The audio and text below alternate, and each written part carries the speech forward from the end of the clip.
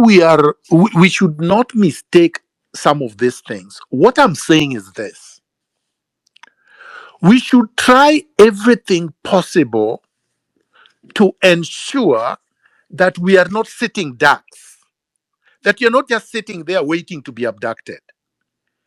For example, traveling at night, that's something you can avoid because abducting you at night is easier than abducting you during daytime.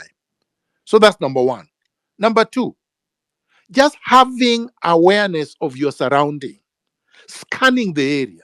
That's something you can do.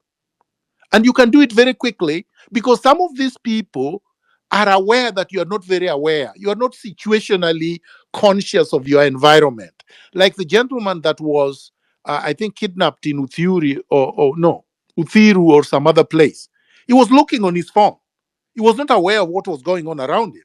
And they just came and grabbed him. And he realized only when they were almost putting him in their vehicle. What I'm saying, some of these things, I'm not blaming the abductee.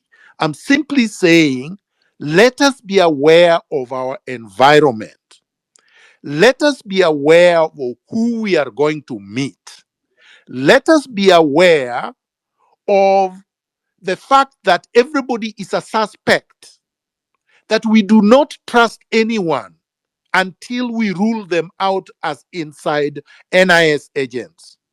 Let us take photos of everybody we are meeting and the environment where we are, so that should something happen, we are able to know who was with you and share that so that we know, especially if you think you are a critic of the government and therefore a target.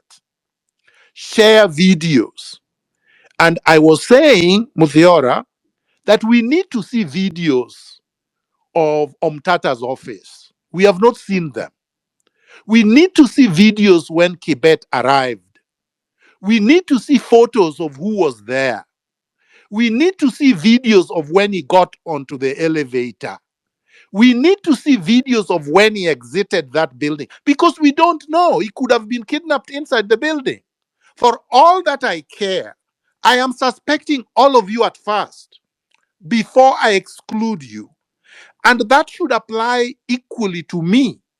If I'm meeting you in my home or in my office and then you disappear, I must be suspect number one.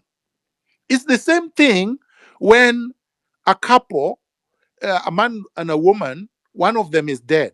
The police suspect the couple that survived first, even if they were married.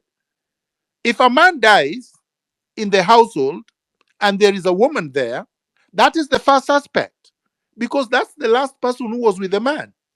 So we must suspect the person who was there last.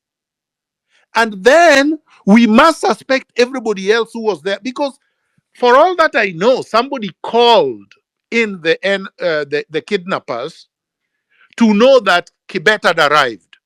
Because otherwise, they would have kidnapped him on the way. That would have been the easiest, and nobody would have known. They could have kidnapped him before he came, just the same way they kidnapped his brother. His brother was an easy target because he was not a critic of the government and therefore was not even aware that the government wanted to kidnap him. But Kibet was aware that they were looking for him. So the only way to analyze this is that somebody around Omtata's office signaled that he was around, because otherwise these people would have picked him up before he arrived there. So what happened? How come we have a still picture of the vehicle outside, but not when it is leaving, and yet there is CCTV? When the vehicle left to go pick up Quebec, there is a CCTV video and pictures. Where are they? Because you see, if we are able to identify any of these people, we could easily identify where possibly they are detained. Remember, these people kidnapped me in my house. They did not kidnap me on the way. And I was trying to say, let them probably come and kidnap us, all of us, in our houses. And they had to blow up my door. So neighbors knew that these people came with weapons. And the last time they kidnapped me at the airport. You have to understand, this is not my environment. This is where they controlled, and they came like 50 heavily armed police officers, and everybody saw them do it. So there was nothing mysterious about Miguna's disappeared. Everybody knew who had kidnapped me. This is important. These individuals, these young men, we don't know where they were kidnapped. We don't know who kidnapped them. We don't know how they were kidnapped. And we don't know where they are. And we need to do that. So as we go out tomorrow, get conscious of your environment. Walk in groups of 5 or more.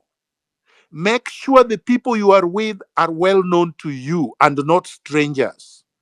And take their photographs, take their images, take their pictures and their videos, and share with your loved ones. Should you disappear, we should know who was with you last, and we will blast their images on social media and be able to trace you if possible.